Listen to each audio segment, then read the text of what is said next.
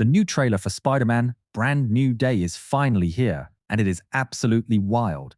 Spider-Man is going out of control. Bruce Banner has turned into Savage Hulk, and our Spidey is completely wiping the floor with ninjas. In the last trailer, things were not quite clear, but here we are getting a lot of answers. So let us dive right into this massive trailer breakdown. This trailer wastes no time on explanations. It dives straight into the action. We see Spider-Man swinging in from a distance, crashing hard into a Jen's pizza boat. Below, Scorpion is standing there, holding agents from the Department of Damage Control hostage. Right off the bat, it is clear Spider-Man does not have a solid grip on his own powers. We all know how gracefully our Marvel Cinematic Universe or MCU Spider-Man swings using his spider sense, but here, we get a glimpse of the bizarre changes happening to him as he immediately wipeouts and crashes onto a car in the next shot. Scorpion strikes him with his mechanical stinger, and Peter fails to dodge it. Just like I said, his powers are malfunctioning. But in the very next moment, we get a close-up of Peter's eyes inside the Spider-Man mask, and they are completely black. In the first trailer, we were shown a point-of-view shot from inside Spider-Man's mask. Back then, fans were wondering why the movie's director, Destin Daniel Cretton, was showing us this specific angle. Now, it is perfectly clear. This inside-the-mask point of view shows us exactly when Spider-Man loses control of himself. And we see the immediate consequences right here. As soon as Spider-Man's eyes turn dark, he enters a brutal dark mode and starts absolutely demolishing Scorpion. He grabs him by the throat, slams him into the ground, and in the next shot, hurls Scorpion right into a moving car. Poor Mac Gargan. 10 years ago, he thought that the next time he met Spider-Man, he would show him no mercy.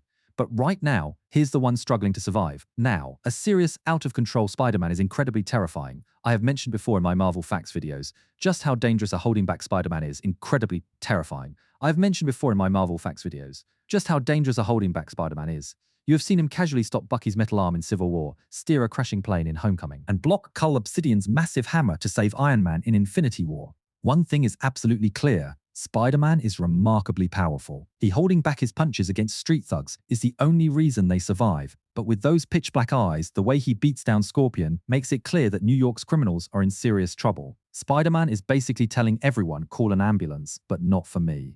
Next, we see Peter stalking his forgotten friends, following their lives through Ned's social media reels. This trailer makes one thing painfully obvious. Peter has not moved on from the tragic events of No Way Home, and we see that he will pay a heavy price for this grief when a mind-controlling character peers into his mind and threatens him. We will dive into the details of that very soon. Moving on, we see Peter strapping on his web shooters, only for organic webbing to burst directly from his wrists, sending the mechanical shooters flying away.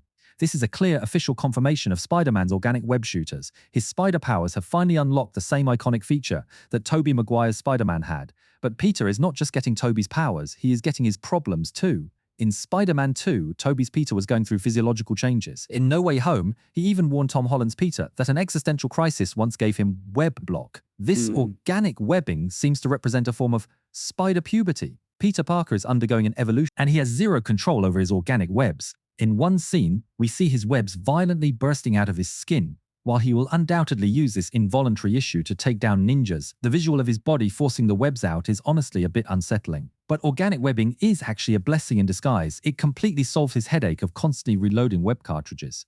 No, the real problem here is Spider-Man losing control of his own body.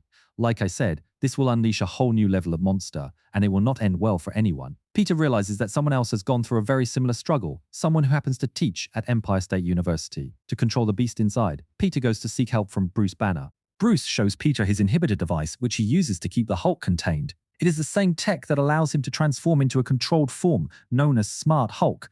This is exactly what Spider-Man needs. Peter explains that he wants to suppress the dangerous side of his mutation while utilizing the beneficial parts, like the organic webbing.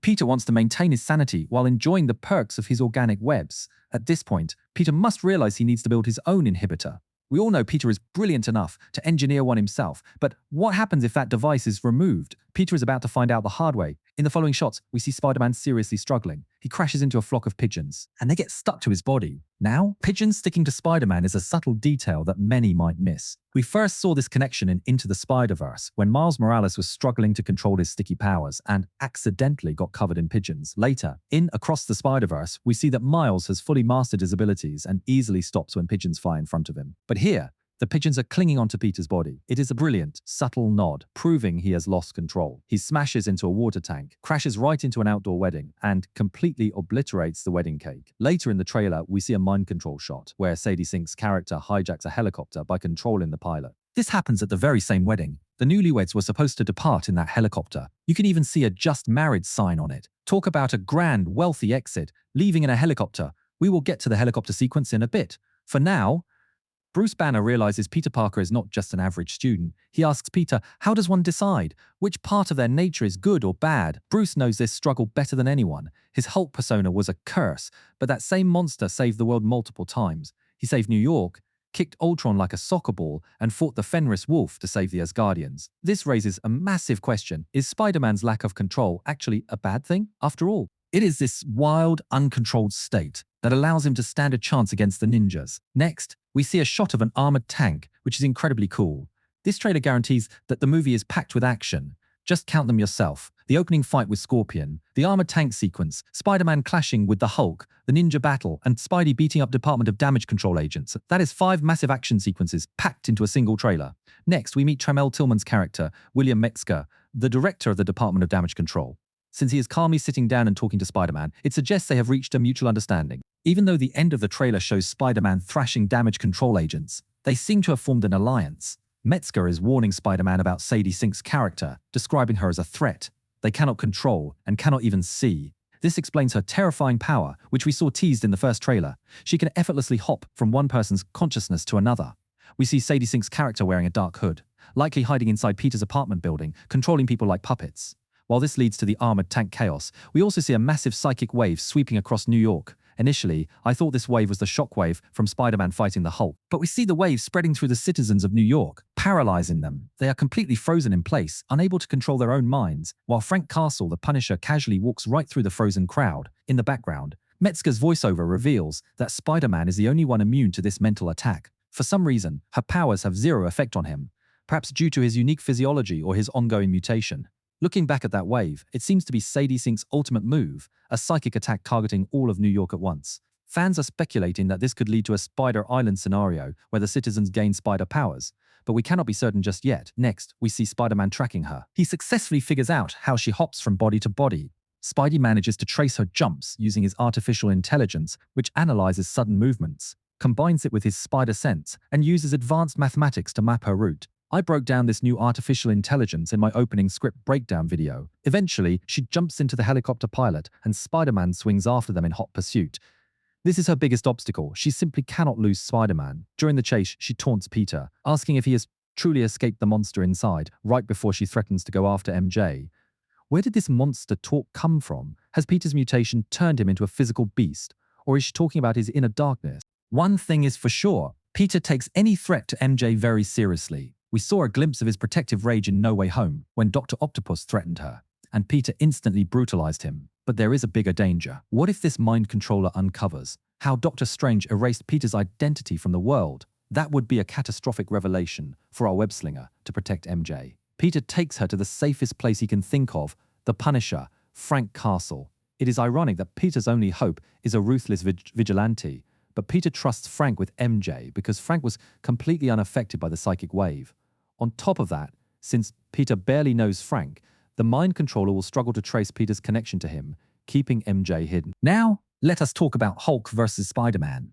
Since Sadie Sink's character cannot shake Spider-Man off her tail, she goes directly to Bruce Banner and forcibly removes his inhibitor. While Spider-Man was hoping to build his own inhibitor, this scene shows him the terrifying reality of what happens when that control is stripped away. The Hulk unleashes, and he looks massive, larger than we have ever seen him. Spider-Man even quips, "I did not know you could get this big." Rumors suggest that this is not the friendly smart Hulk, but the mindless, savage Hulk. After being suppressed by the inhibitor for so long, the beast is back, and seeing how Spider-Man survives this clash will be incredible. The shot of Spider-Man desperately dodging the Hulk's thunderclap is already meme-worthy. Perhaps Spidey will have to use a clever lullaby strategy, similar to what Tony Stark used in Age of Ultron to calm him down. Next, we have the party scene with Ned and MJ. This connects to the first trailer, where Peter figures out that Ned is actively trying to unmask Spider-Man. Sony actually released a promotional video where Ned hosts his own Ned Talk explaining his homemade spider tracker app. At the party, Peter notices Ned's investigation board.